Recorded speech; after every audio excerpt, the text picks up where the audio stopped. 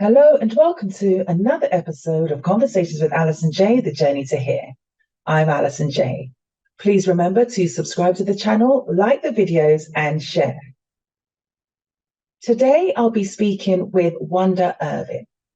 Wanda is the mother of Dr. Shalon Irving, who sadly passed away on January 28, 2017, as a result of complications after giving birth to her daughter. Shalon was a bright and brilliant scientist with a passion for improving community health. In her own words, she says, "I see inequity wherever it exists. I call it by name and work to eliminate it." As an epidemiologist at the CDC with 2 master's degrees and a dual subject PhD, she pioneered research about factors like structural inequity that make people sick. Dr. Shalon was funny, kind, and down to earth, with a zeal for traveling and living every day to its fullest. When she found out she was pregnant after years of failed infertility treatments, Shalon named her daughter Soleil, the French word for sun. No words have been created to adequately capture the fear and love and excitement that I feel right now, she wrote to her unborn daughter. Though she had it all, a top-notch education, professional success, a strong insurance plan, and a good support network, Shalon was at high risk for life-threatening issues related to pregnancy and childbirth, just by being a Black woman. At 36 years old, 3 weeks after giving birth, Shalon passed away from complications of high blood pressure. Dr. Shalon's Maternal Action Project honors her memory by picking up her torch. She leaves behind a powerful village of loyal friends and family members, including her mother, who is raising her daughter. We are grieved, but not in despair. Shalon is more than a statistic. She is an inspiration, helping to make a bright future for Black mothers. The mission of Dr. Shalon's Maternal Action Project is to increase awareness of the Black maternal health crisis and to develop and promote community-based, action-driven strategies that improve reproductive health outcomes and recognize the human-centered value of Black birthing people and families. Hello, Wanda. Thank you so much for joining me here on Conversations with Alison J, The Journey to Here. I'm delighted to speak to you, but wish that we weren't having this conversation, if that makes sense, because I know that we're having this conversation because you have suffered the loss of your daughter. And please accept our sincere condolences on the loss of your daughter and that your family has had to go through this. And if you, in your own words, Wanda, can just really share with us what the Dr. Shalon's Maternal Action Project is and how and why it got started. Certainly. Thank you so much, Alison, for having me here today. It is very difficult to go through this each time, but I do it because of my love for my daughter and the fact that she would have wanted to make sure that we spread the word to keep other mothers from having to leave their children and other children from having to grow up without their mother. Dr. Shalon's Maternal Action Project was started in 2020. It was named after my daughter because she had a legacy at the CDC of being a fierce champion for health equity for Black women and women of color. She fought long and hard in all of her projects and research and participatory activities with communities to make sure that those voices were centered and to make sure that whatever research was done was not on them, it was from them, about them, and that they participated in whatever solutions were to be found. Dr. Shalon's Maternal Action Project, or DSMAP as we call it, basically started as an opportunity to get the word out, to let women know that this was happening, and to let them know that it was no new phenomenon. This has been going on for decades and centuries, and that it had just started to peak when my daughter was lost. And she, I think, shattered that current myth that Black women were dying because it was their fault, because they didn't eat right, because they were obese, because they didn't have good insurance or access to insurance, because they just didn't know how to be healthy or how to follow a doctor's orders. They basically just, it was just those kinds of stereotypes that were swirling around at that time. When my daughter died, she just crashed through all of those, because my daughter was an amazing woman. She had dual PhDs in sociology and gerontology. She understood the life course. She understood health. She was an epidemiologist at the CDC. She was a lieutenant commander in the US Public Health Service. She had CHES certification. So she was not the typical Black woman that people referred to when they talked about Black maternal mortality. And so what we wanted to get across is that maternal mortality basically affects any and every Black woman. It doesn't matter what your education level is. It doesn't matter your socioeconomic status. None of that mattered. It didn't matter for my daughter. It was the mere fact that she was a Black woman, and she just wasn't listened to. She wasn't valued. Her condition wasn't taken seriously, and she just wasn't given the kind of treatment that she needed to survive. So that's why we started Dr. Shalon's Maternal Action Project. Thank you so much, Wanda, for sharing that. And I can't imagine how difficult it is for you, as you mentioned, to go through this and tell her story every single time. And in reaching out to you, because this is something that I've wanted to discuss for a long time, when I first heard about, Black maternal deaths of Black women that could have been preventable, it caused me to go down a rabbit hole, for want of a better expression, in digging through the layers to do some research. And I read some reports that says that in recent years, high rates of maternal mortality in the US have alarmed researchers. One statistic that has been especially concerning, and then this is according to the CDC, the Centers for Disease Control and Prevention, where your daughter, Dr. Shalon, worked, is that Black mothers in the US die at 3 to 4 times the rate of white mothers. And that's one of the widest of the racial disparities in women's health. And that's absolutely. Yeah, so when you look at that and you're thinking, hold on a second, in this day and age, and this report that I read was very recent. I mean, we're in 2023 now. This is very recent, and it says in recent years. We're not talking about the 50s or the 60s.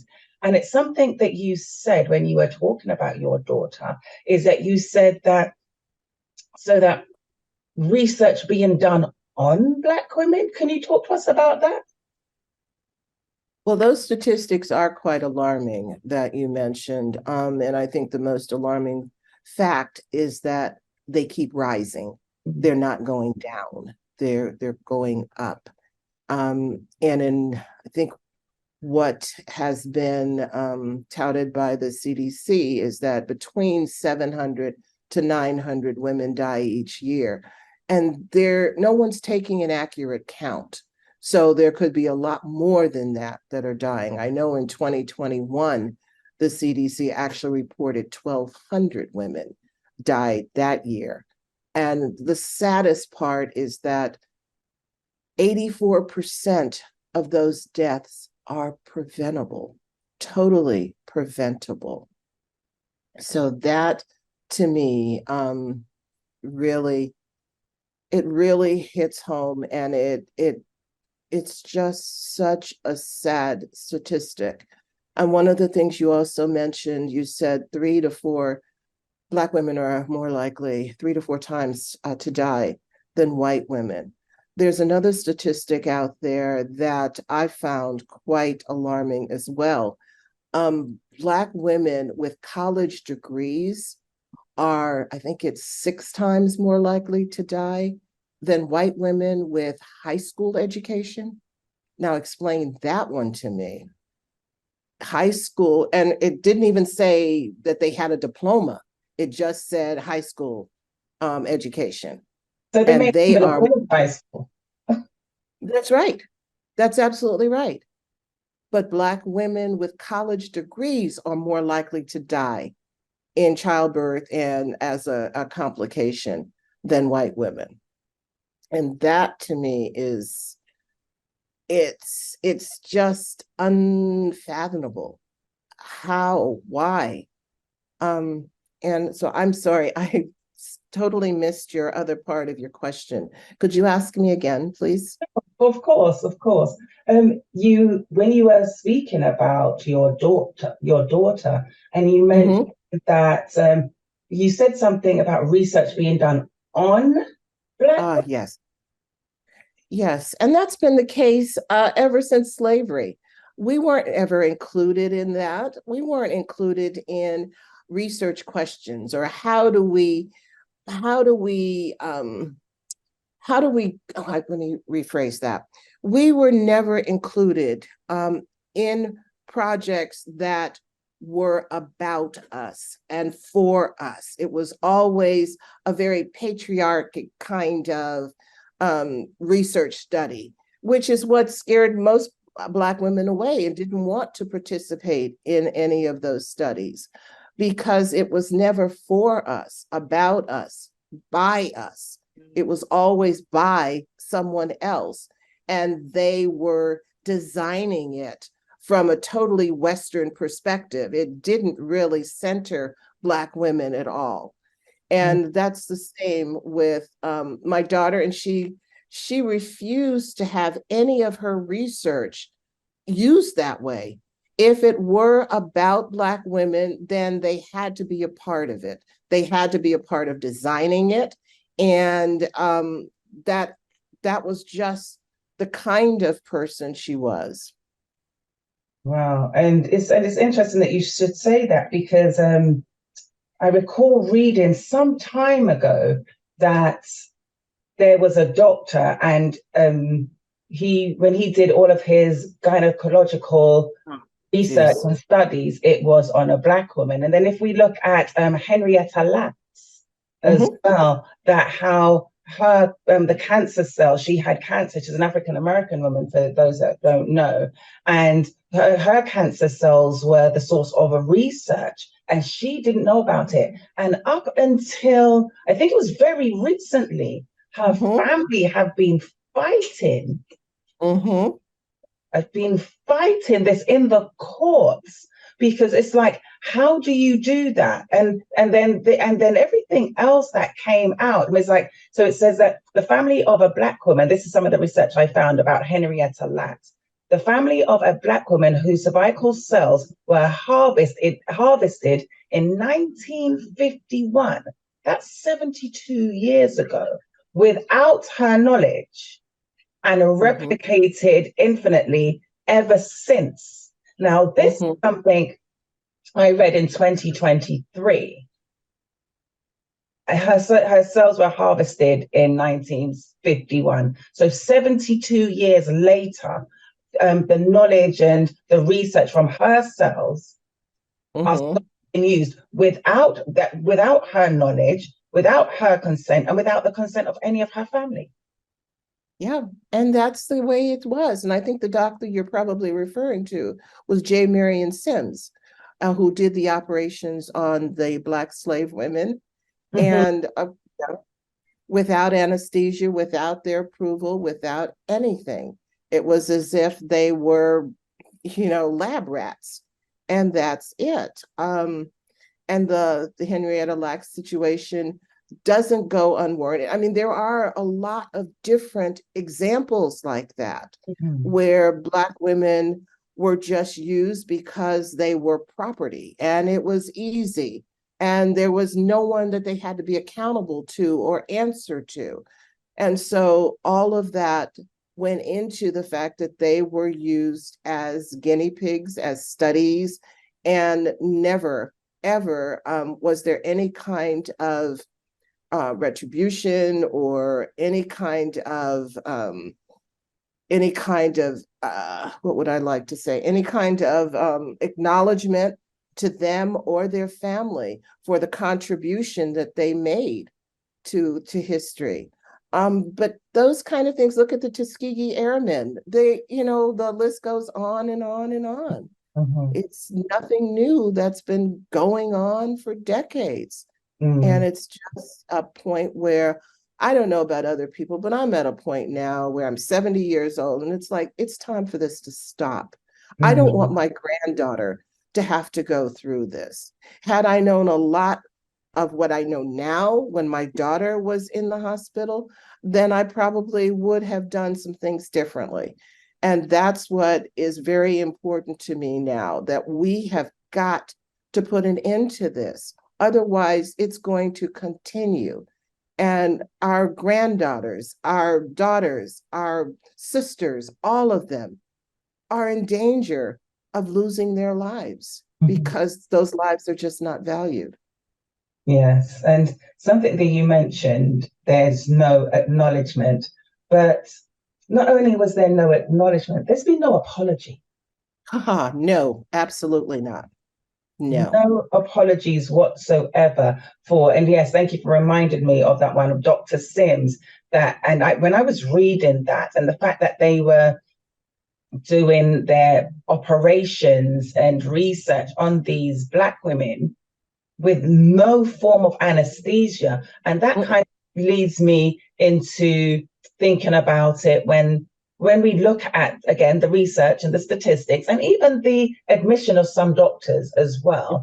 They don't believe Black women when they're in pain because for some reason they think we don't feel pain. And this mentality and this mindset comes from when they were operating on slaves without anesthesia, and they couldn't do anything. So it's not that we don't feel pain. It's just like that's the most ridiculous assumption, because that's all it is really. There's no medical research to back that up, that Black people don't feel pain. It's literally a mindset that has been handed down just simply because of how Black people, Black women in particular, were treated in using us and using our bodies for medical research.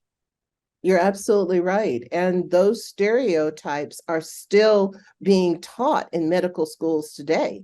That's the saddest part, that, doctors who are coming out now still seem to think there is a biological difference in the bodies of Black women and white women. And that comes from all these stereotypes back with J. Marion Sims and his whole party. So the pain is definitely one of them, and there are a lot others. And I'm glad you said that there's a lot of others, because that actually leads me nicely into another bit of research that I found, where it says there are also other racial disparities in that a Black woman is 22% more likely to die from heart disease than a white woman, 71% more likely to die from cervical cancer, but more than 243% more likely to die from pregnancy or childbirth relatable causes.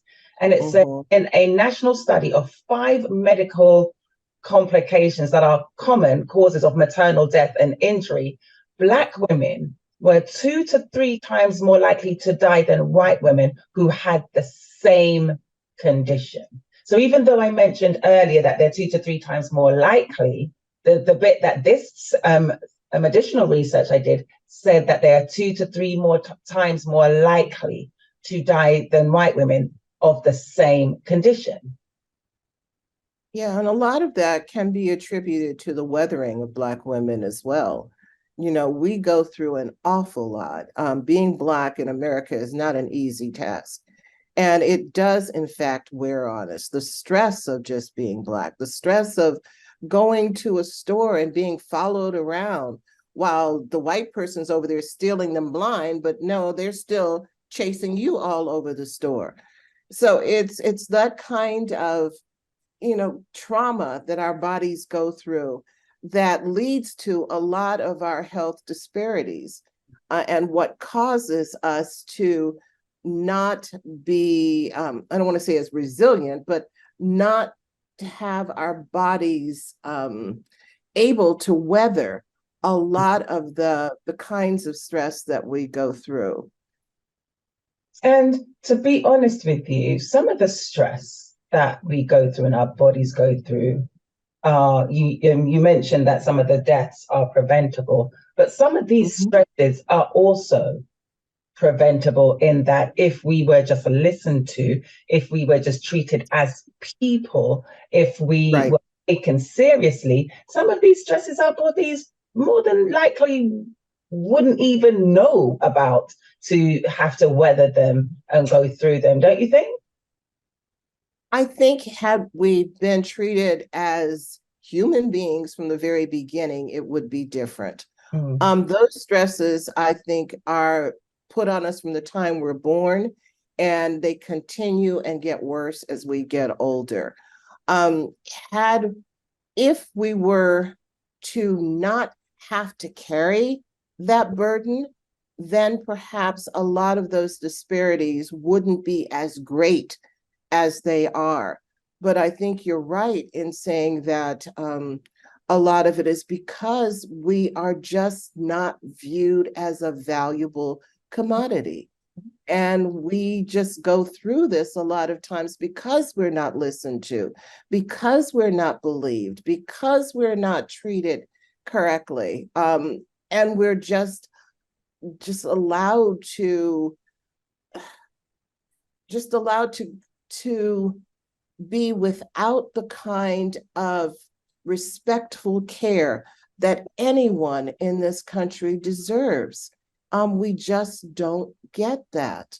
And that was the part that was really baffling to me, as a woman just like my daughter, who had all of these things going for her.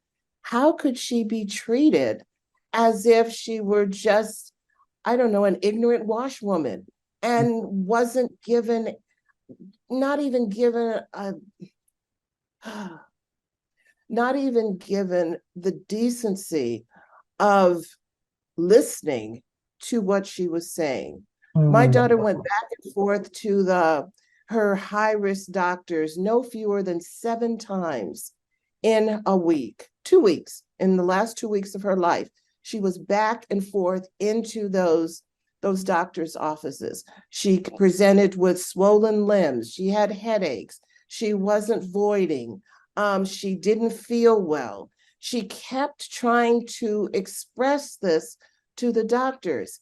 They didn't come in to see her. They kept sending nurses in. She begged to see a doctor, sat there with her newborn baby crying for no less than 25, 30 minutes, waiting for a doctor to come in, only to have a nurse come in and say he was too busy to come in and see her. Wow. It's like, okay, then if you were so busy, why couldn't you have just put her in a hospital room? Why couldn't you have given her that chance to live? If her blood pressure was so high when she came in that the nurse had to take it twice, it made only good sense to put her in a room and monitor her. But yet they're telling her, oh, well, you probably have a blood clot. And it's like unbelievable. My daughter said, I have factor V Leiden. I know when I have a blood clot, this is not it. Well, we need to check and make sure. And it's like things like that. There was another lady, Amber Rose, went to the hospital after delivering, had all of these issues, sat and sat and sat in the emergency room till she finally got up and tried to go to another hospital and died en route. It's like those kinds of deaths are what magnifies that whole 84% that are preventable. These women didn't have to die. Yeah, and it's so infuriating. I can't even think of a better word. And not just infuriating, Wanda, but it's also quite distressing as well. And just hearing about this, knowing that, for example, so I'm someone who takes medication for high blood pressure. So I know what those headaches are like. It's those telltale signs. It's like, okay, my head's hurting. Let me just check my blood pressure. Now, I have zero medical qualifications, zero. But I know that if my blood pressure is a certain level and if it's not coming down, I need to go to my doctor. And I remember there was one time my blood pressure was 220 over 146. Oh my. And I went to the doctors. And fortunately, the doctor that I was seeing at the time was a Nigerian man. He sent me straight to the hospital. That's it. I think you're having a stroke. You need to go straight to the hospital. And when I got to the hospital, the doctor says, I don't think you have high blood pressure. It's like, I'm sorry. Excuse me, what? You don't think I have high blood pressure? So those readings on that monitor right there, what does that mean? And he said, no, I don't think you have high blood pressure. So I thought, oh, okay, this is interesting. A second time of having my blood pressure again went up like that. And my doctor sent me again to the hospital. Would you believe a different doctor told me the same thing? Really? Two different doctors. That you didn't have high blood pressure. I didn't have high blood pressure. And you mentioned about them saying that your daughter has a blood clot. So interestingly enough, I had a blood clot. So I was on a flight from San Francisco to London. And I had this pain in my leg like I've never, ever had before. Got off the flight and I picked up my thing, I actually went to work and they says, no, you need to go to the hospital. I went to the hospital and they said, we can't rule out a blood clot. I'm like, okay. Then they sent me home. They called me back within 12 hours and like, oh no, you need to get back to the hospital now. But the first thing they did was send me home. They said they can't rule out a blood clot, sent me home. And it actually turns out that not only did I have a blood clot, but it had shifted, it had dislodged and it had traveled and it was on its way to your lungs. My lungs, yeah. And I thought, wow, so can you imagine if I had just gone home, gone to bed, I may not have gotten up because according to them, this thing was traveling, it was moving, you know? And so to your point about what you were saying, how they treated your daughter and how they were just so dismissive. Now, I'm grateful that I still have my life. And I know it could have been very different because of high blood pressure, blood clot. And there's other things. I had to demand a laparoscopy.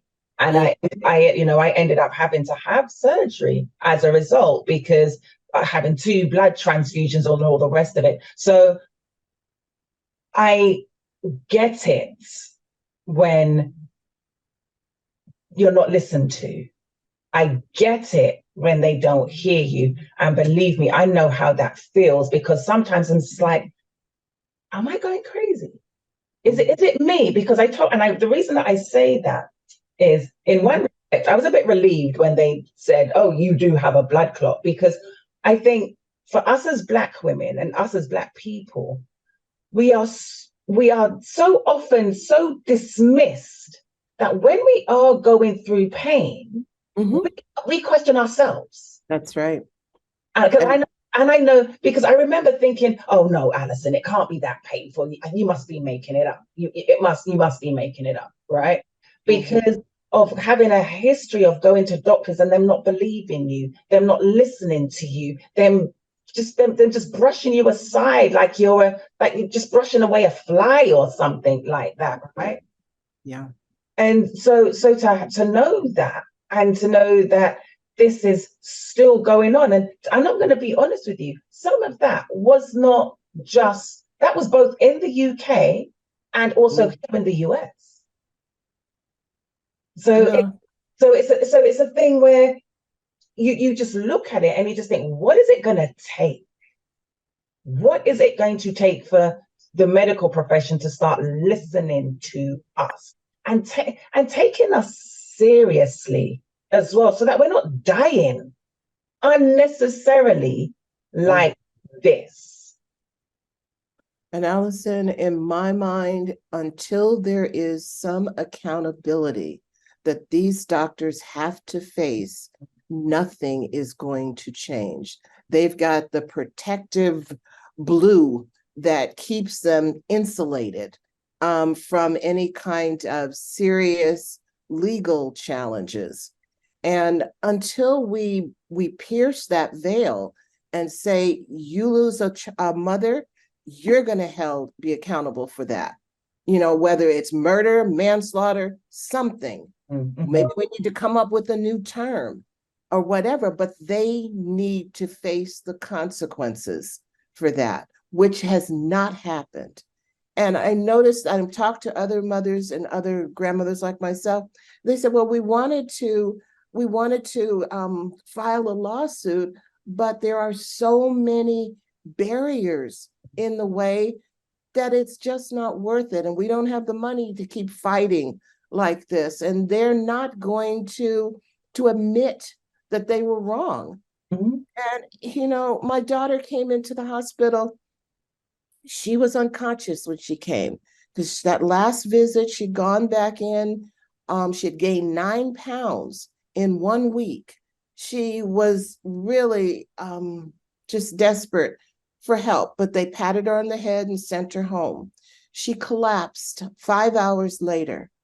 We took her to the hospital. She was unresponsive. She came into the hospital that way and died 3 days later when we took her off life support because there was no brain activity.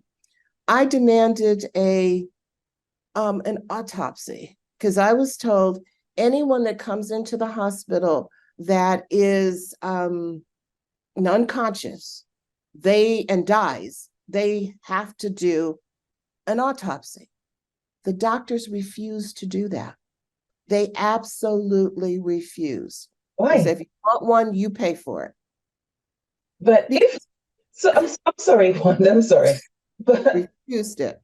But if that is the procedure, that if someone comes into the hospital unconscious, it's standard practice. It is. Do an autopsy. Why did they refuse to do one on your daughter then? What reason could they possibly give that made sense? They said it was an act of God. And it's like, no. Had you done what you needed to do when she was in here 3 days ago, she would have been alive. Sorry, so Wanda, let me ask you, so the same hospital that she was brought to unconscious is the same hospital that wouldn't tend to her when she came? It's the same, how do you say, the same medical system. Okay. That she had been going to. And the hospital was, I guess there's the women's clinic of this medical system, and then she went to the emergency room of the hospital there. But still the same doctors, the same high-risk doctors that she was seeing. An act of God. Yeah. So what were they going to put on her? Is that what they were going to put on her death certificate? Cause That's of a good act question. of God. That's a good question. But I had an autopsy done. So, and I think what did they put? They had to change it because they put on something like something that had to do with pre-existing conditions. That's what they had put on there. Yeah. Wow, And they had to change it when the autopsy was done. But even the autopsy doctor was doing some dance steps and didn't want to come out and say preeclampsia. That's what killed your daughter. Had they done what they needed to do to bring that blood pressure down, things might have been different. They were saying, oh, well, maybe things could have been different. But, the fact that she had high blood pressure, it's like that didn't matter. She had that under control. That was not an issue throughout the entire pregnancy. and all of a sudden now. And just became an issue when the doctors did not treat her. But it's like I said, it's a battle. You just, it's like everything is stacked against you. You can't win this battle, and that's the thing that a lot of people just give up. And they say, it's just not worth the fight because you can't win. Yeah, and to your point, right, it's not worth the battle. I think as well, there's so many people that are complicit in this. And prime example of that, and I know it was a Black doctor that did that when this happened. The baby with the decapitation. Yeah. When I read that, one of those things where you're reading it and you're just like, no, this has got to be a misprint. This has got to be because the way that, and this is going to be quite graphic, so I apologize. The force that was used during the labor they were taking the baby out of the birth canal was so much that the baby's head came off the baby's body. And the reason that I'm using this is just to give an example of how others are complicit in this. The amount of people that covered it up and the parents did not know until the funeral home alerted them. Nobody at the hospital, they were given their baby, and from what they were saying, the baby was wrapped so tight that the baby's head was placed on the baby's body. So the doctor during labor knew this happened. The other medical staff in the room during the time knew this happened. Whoever took the baby's body away knew this happened. Whoever gave the baby to the parents to hold, wrapped up, knew this happened. Now that's 4 stages, and there's not just one person in each stage, multiple people. So there's so many people that are complicit in covering these things up. It's really, really no surprise that nobody has ever been, I shouldn't say ever because I don't know, but that nobody is really being held to account for what is happening and what is going on. No, that's what I was saying, that whole protection of blue. All the doctors stand up for each other. They try to cover up. The nurses do the same thing. And you can't pierce that veil. It's really, really hard to hear. And just looking at some of these statistics and going back to something that you said, and also that's on your website, that so many times people want to blame a woman's socioeconomic status, right? Especially Black women. She's from the project. She's living in poverty, so she doesn't have access to good medical care. She's uneducated. She's unhealthy. She's obese. She's this. She's that. She's the other. But there's several things that come up here. Your daughter, as you mentioned, has a double PhD. She worked for the CDC. That's right. So she was a highly educated woman. She was a successful career woman also. So she doesn't fall into any of those categories that they try to use to justify their treatment of Black women. And even when you say put all of those things down, how highly accomplished your daughter was, when we look at Serena Williams, I don't think you, apart from maybe say Beyonce, Oprah, and Michelle Obama, Serena Williams is one of those people that you don't need to say Serena Williams, a tennis player. No, You say Serena. Serena Williams, everybody knows who Serena Williams is. And I believe is something like around the world, right? Right. And so that's why I mentioned those other Black women. So as far as famous Black women goes, there are some names you don't need to say, call their name and say what they do after. You say Beyonce, everybody knows who Beyonce is. Michelle Obama, Oprah. You don't even need to, Oprah is just one of these people. She's like Nike. You don't even need a last name for Oprah. Right? That's Same with Beyonce. And so Serena Williams, another Black woman who's known around the world, everybody knows who she is. She almost lost her life in giving birth to her first child. Yeah. I know. And that's what surprises me, that she is not a bigger advocate for women, Black women going through pregnancy. And I don't quite get that. And everybody, each to their own, and everyone has their own particular causes and whatever. But she almost died because she wasn't listened to, and because she wasn't believed. And that, to me, with the kind of status that you have, and you've undergone this, there would be even more reason for you to get behind and make some noise. 100%. John Lewis makes some good trouble around this. Yeah. And, and it just goes to show that just not exempt, because I was, again, looking into some of the other research I was looking at, goes, because you had also mentioned about the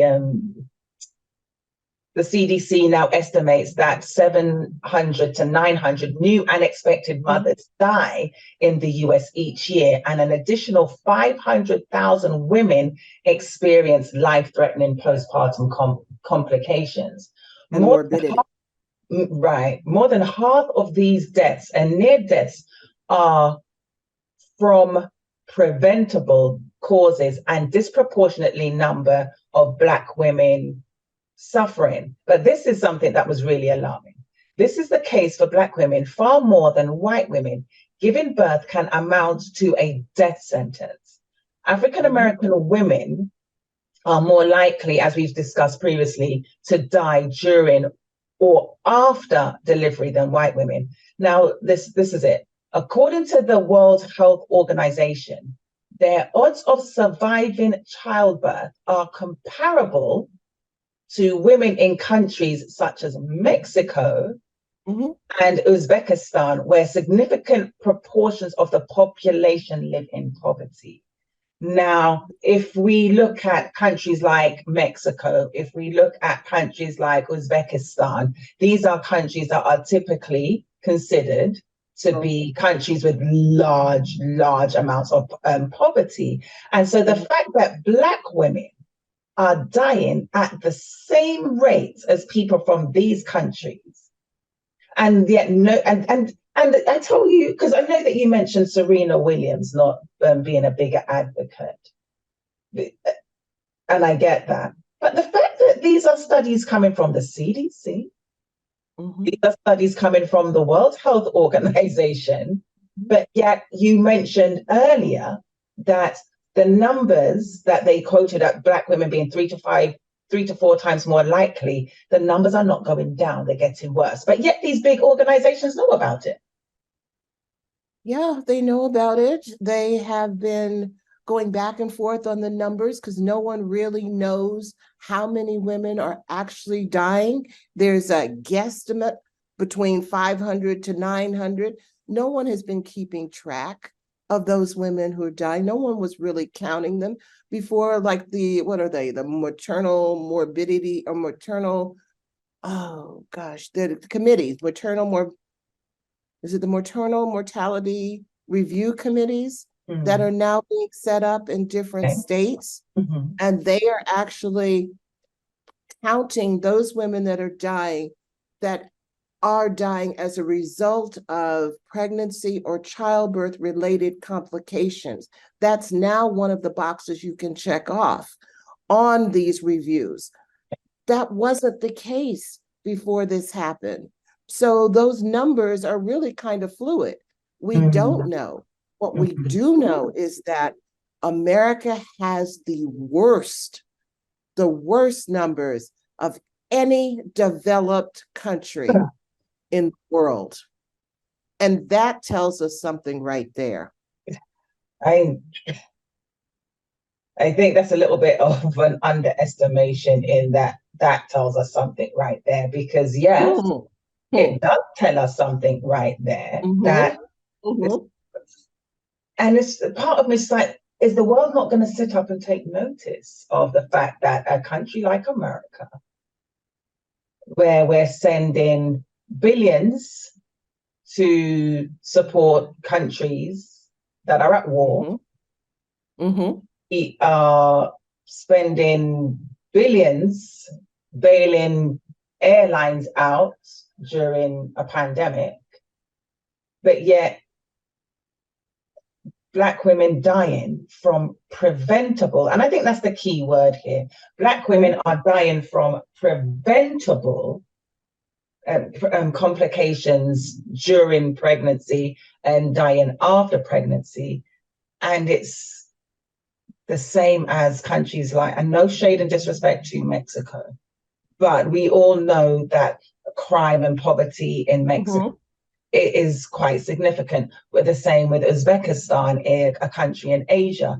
And so to know that this is what is happening here in the US, and it's just also making me wonder, where else is this happening and we don't know the statistics and the numbers? There's an organization I reached out into the UK that are pretty much doing the same work as you over there in the UK and in Europe. And I'm just like, it just makes you stop and think, okay, when are some of these doctors going to really sit up and take notice of not just our suffering, but in so many cases, the suffering that they are actually inflicting on us when they are supposed to be helping us? I know. And the suffering that continues throughout families. That's another thing, the trauma. No one is taking a look at the kind of trauma that causes children to grow up without their mothers, and how their behaviors may change without that mother in their life.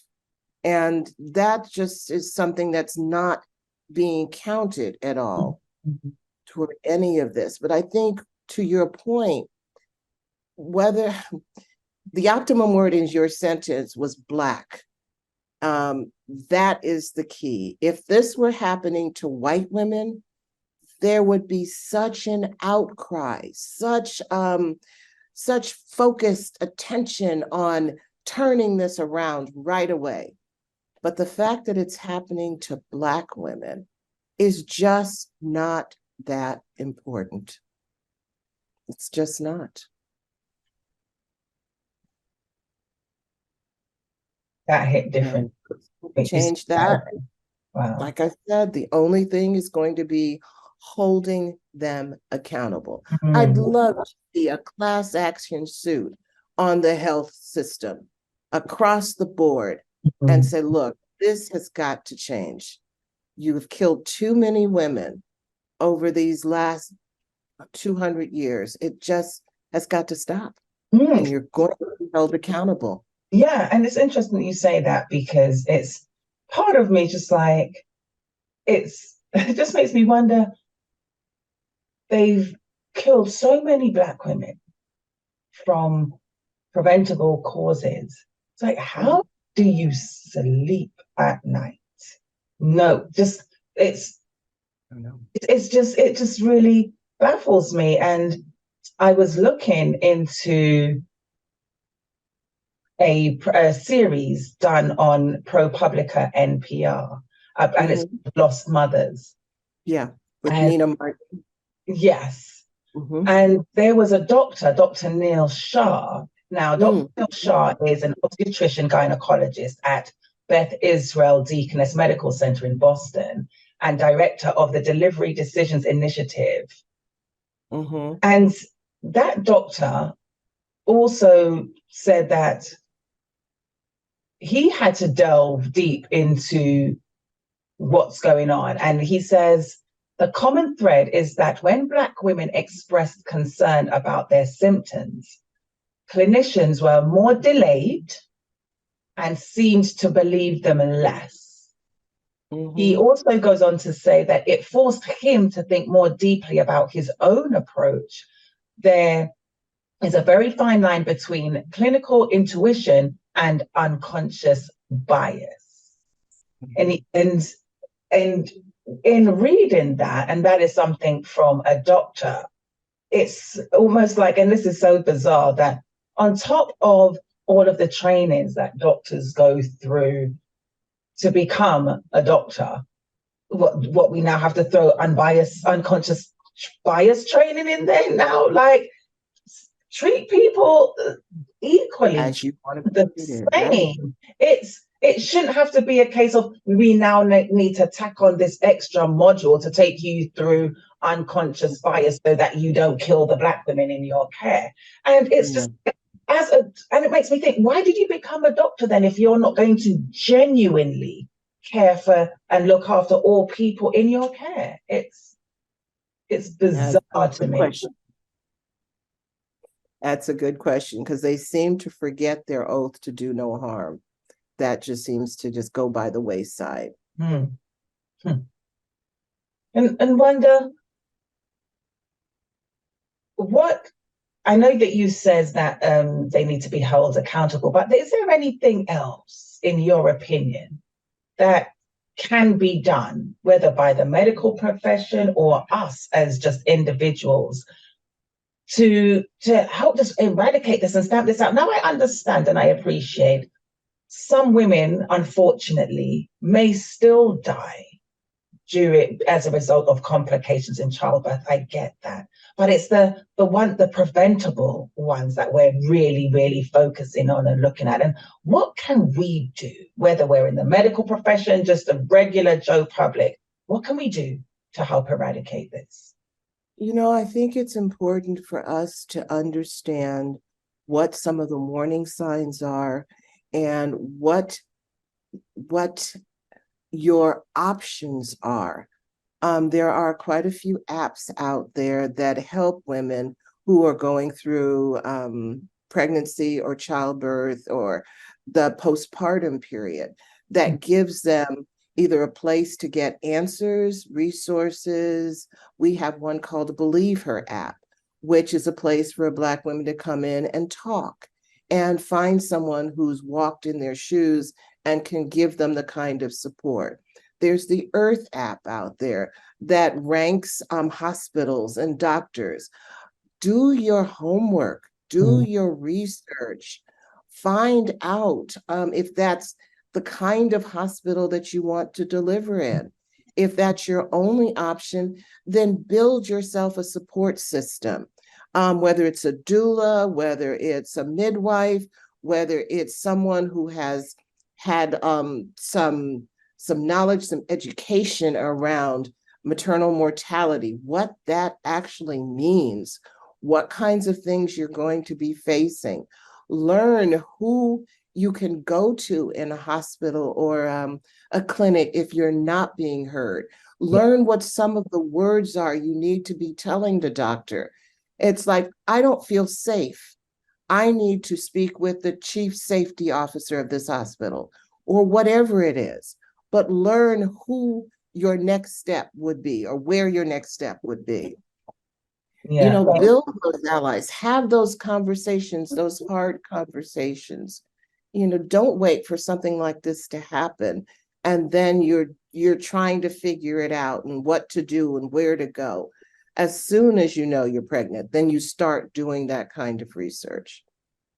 Thank you for that. And yes, the Earth app I have heard of because the founder, Kimberly Seals Allers, founded the Earth app. So that is one I have heard of, and I looked into it, and that's actually a phenomenal app. The information, It really is. yeah, the information that is there, the help that you can get as a result. And I actually will put the details to the links to these apps and these associations, organizations that can help in the description of this video. Excellent. So definitely will include that. So thank you, Wanda, because that is actually really good to know, because sometimes people they're at a loss, because you just think you're having a baby, you go to your doctor, you have your prenatal care, you deliver, you go home, right? But a lot of people, and I think the problem is a lot of the times it's not until either you've gone through it or know somebody else that has, that even or now I think everybody has a bit of an inkling about it as a result of what happened to that poor family and that baby in Georgia. But before that, it's one of those things where people didn't really know anything like that. And I think we also, to be honest, are so trusting of the doctors as well. We put so much trust, and I'm not saying people shouldn't trust their physicians. That's not what we're saying here. But sometimes we put so much trust in them that it makes us, as I mentioned earlier, it makes us doubt and question ourselves. Like, am I really going through this? Does it really hurt this much? And this is what made me realize something. My doctor said to me once, he says, Alison, your pain threshold is too high and that's dangerous. It's just like, I think it's a bit, my pain threshold is high because I haven't had a choice. Like I mentioned to you, going through the blood clot in my leg and being sent home. And that's one of the things that made me think, oh, well, maybe it's not that painful then. Maybe it's me. And it's not until somebody that I know who works in the medical profession came to see me, because these are the days when you still have the charts at the end of your bed, right? She looked at my chart and she says, why have they got you on this pain medication? And I've worked in an office my entire career. I'm like, I don't know what it is. And she says, Alison, that is some really heavy, strong pain meds. That's what they give to cancer patients. And it just made me think, so I actually really was in a lot of pain then.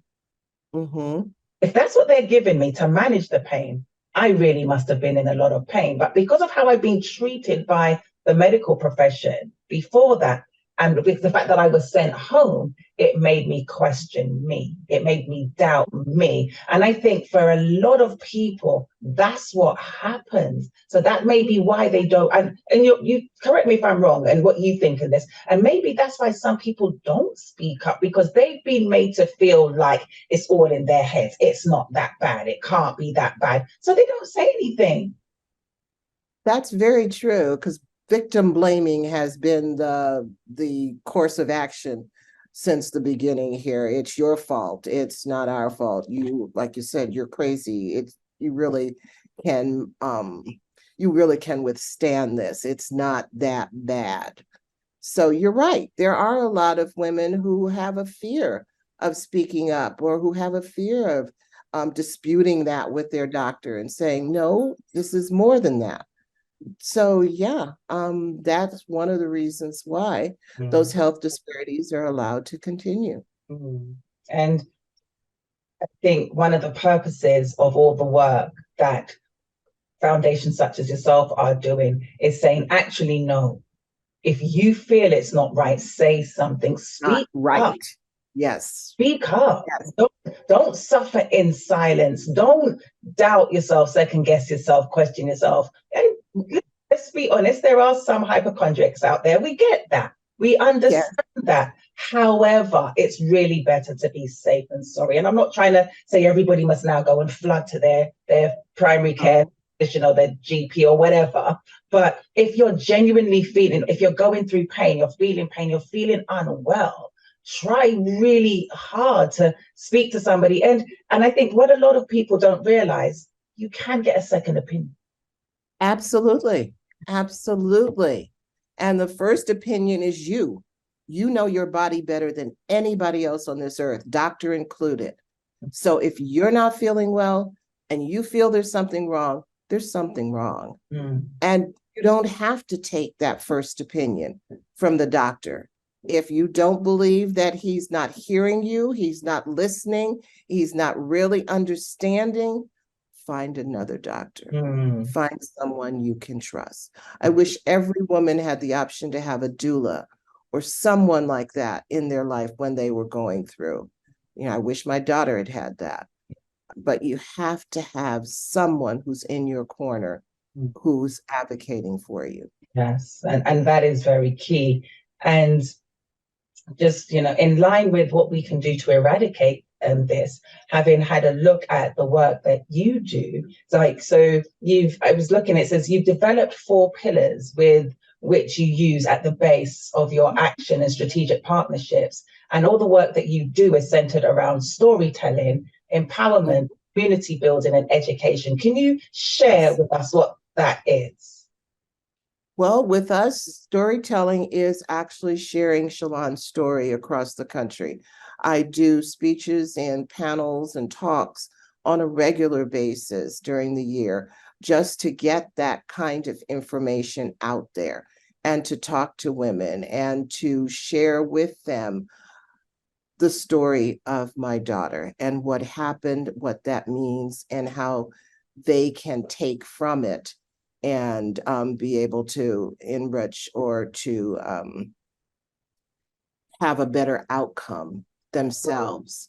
Our community building, we work with different organizations to actually build up more, excuse me, community health workers and community groups and activities. We have a program coming out called GRAMS, where we're working with grandmothers across the country who are raising these 3rd-generation kids because they've lost their mothers.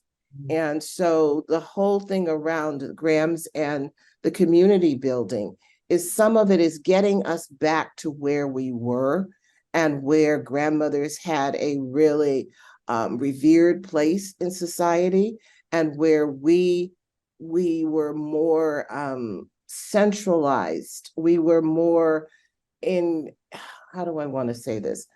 We were not westernized. We were a community. We looked out for each other. And that's what we're trying to bring to communities again. Our education is around, whether it's our roundtables, whether it's our activities like our Speak, Move, Change, which is held during Black Maternal Health Week, or our Postpartum Awareness Week, which is held the week before Mother's Day. It's all about education and training and getting that information into the hands of people. And empowerment. I mean, we have our strongest voice. We just need to learn how to use it so that it makes a difference. And so those are the kinds of things we do, and we do them in partnership because we don't believe one organization is going to change this. It's going to be working together. It's going to be collaborating. It's going to be joining other voices and bringing all of this to an end, hopefully, and saving these preventable deaths of mothers. Yes. And it's something that you mentioned as well, previous to talking about the work that you do, the effect that it has on the children that are left to be now raised without a mother. But also, one of the things we didn't touch on is not just the effect it has on the children now being raised without a mother, it's the effect that it has on the family of that woman that passed away. In some cases, to your point about the grandparents now having to step in and raise children. And sometimes these grandparents are elderly themselves and they need some care and assistance themselves, because at your age, you mentioned that you're 70, but you're now raising, you're raising a baby now at the age of 70. And I mean, this isn't the days of Abraham and Sarah where she was 90 years old and having a child. These are different times now. So Absolutely. so there's such a knock-on effect of, Mhm. and especially like if we look at it, if this mother has died and say it's not their first child and they have other children now that need looking after, Mhm. hey, there are no grandparents. So now these children, or with family, these children may need to end up in care or something like that. Absolutely. And I think that we don't appreciate the much wider knock-on Yeah, effect that this has as a result of this woman not given the due care and attention she needed during pregnancy and after, subsequently, unfortunately and tragically passing away. Mhm. And now everybody's scrambling to now raise this child or children. That's right. That's absolutely right. People just don't understand the domino effect and what that trauma means, not only to the family, but to society, and Mhm. the loss of such great talent that we are losing every day. I just think about the kinds of advancements my daughter could have made if she was here. And it's like all of that is lost now. And you're Mhm. right, the kids that are being raised without their mothers. In her, what was it, her dissertation, she did it on childhood trauma, which is quite ironic. And it talks a lot about what that trauma does throughout the life course. And it also mentions that that trauma can be evident in up to 7 generations. 7 generations. That that blows my mind. So this Wow. whole thing about the kids are they're resilient. They don't know what they've lost. Ask my Mhm. granddaughter. She knows what she's lost. Mhm. And it comes through every single day of her life. It's, you said a lot just there, and just what we've lost and how much we've lost, and what can be accomplished. And because your daughter worked for the CDC, Mm-hmm. so that's just that right there could have that could have been a whole research department Yes. founded just on her experiences and how we can really get to the bottom and to the just and stamp out all of this. And with that in mind, with what your daughter could have done and achieved, I know that your foundation has a anti-racist and cultural competency training. Can you tell us a bit about what that training is and really who it's for? The anti-racist training that we worked on with Dr. Ruplenda Lupi, which she is a child and an adult psychiatrist. We basically used Shalon's story in one of those modules. And the training is for anyone who is in the medical or academic field that deals with people of color and has a desire to recognize where their racism or their anti-bias lies and make a difference. It's a very intensive training. It's very life-changing, pretty much. The training is not something that's easy to go through because there's some hard conversations that are had during Mhm. that training. But it is available and it does, in fact, make a difference. You know, Mhm. it's beyond this whole by unconscious bias, which you can take in a day or two, and it's like, okay, well, I took the training, give me my certificate. It's not about that, Mhm. not at all. Yes. Thank you so much for sharing that. And something that you said just brought something back to my mind about the trauma and the generations it can filter down to. And interestingly enough, I bought a book yesterday, Oh, really? and the book is called It Didn't Start With You. Mm-hmm. And it says how inherited family trauma shapes who you are and how to end the cycle. Hmm. yesterday, honestly, Oh, yesterday, I bought that book I'm because I just thought that is so important and so key. And there's so many things that can be attributed to family trauma. And we never for one moment stop to think about things like this, right? no. Like No. maternal mortality. We don't think that the trauma that it could carry to your granddaughter and Certainly. generations to Right. come after that as a result. We don't stop to think. And so, again, going back to what we were saying, this is so much wider and deeper than a child is now being raised without their mother. It's so much more than that, isn't it? Right. It really is. And we don't. No one gives a thought to that whole family, the generational kind of trauma that goes on. No one thinks about that. My goodness. Wanda, thank you.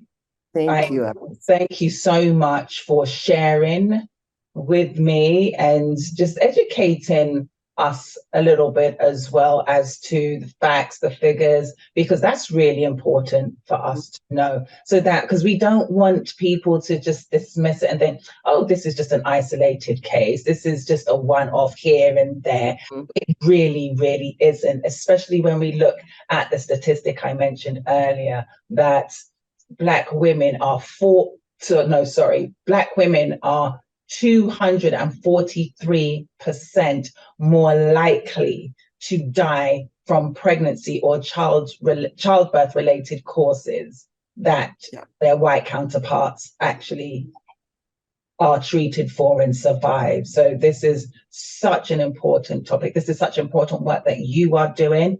And I'm so sorry that you even have to be doing this work. Thank you so much, Allison. It was a pleasure having a conversation with you today. I hope that some of the things that I've shared make a difference. And that's what 100%. it's all about. Absolutely. Absolutely. Wanda, thank you so much. I really, really appreciate you. And if you could just tell us really quickly, is there anything that you all are working on that is coming up? If you can just share, so how people can get involved, what we can do to support and help. Well, we can always use donations. You can go to our website and feel free to donate to our cause. We are doing the postpartum awareness week. We launched that this year, 2023, which basically is a week of education, community building, spiritual, mental, physical kind of attention to Black women after after birth. So it's during that first year of postpartum. We are having our first informational meeting this evening. You can send me an email or whatever, and I'll be happy to share the link. We'll have several others, but if you want to volunteer and be part of that, then please, by all means. We have the Speak, Move, Change, which is during our Black History Month. There are all kinds of opportunities to volunteer for our activities. Our GRAMS program will be launching next month. And I think those are the key ones that we're working on right now. Thank you. And I will be including all of the details that you've just mentioned in the description. And you mentioned people can go to your website and donate. Can you tell us what that website is, even though I will also include the link in the description? It's www.drshalon, SHALONSMAP.org. Okay. drshalonsmap.org. Excellent. Like I said, I will be including that also in the description. So again, Wanda, thank you so much. It has been a pleasure to speak to you. As I mentioned, unfortunately, we're having these kinds of conversations. But yes, but I thank you for your strength in pushing through to not let your daughter's death be in vain and to leave a legacy for her daughter so that her daughter can see that her mother's death wasn't in vain and that as she's coming up into, and as she grows up into adulthood, she can hopefully take on the baton and she can continue this work in the name of her mother also. So Wanda, thank you so much. It's been an absolute pleasure speaking to you today. Thank you so much, Allison. It was really a pleasure talking with you as well. Thank you. Bye-bye. Bye-bye.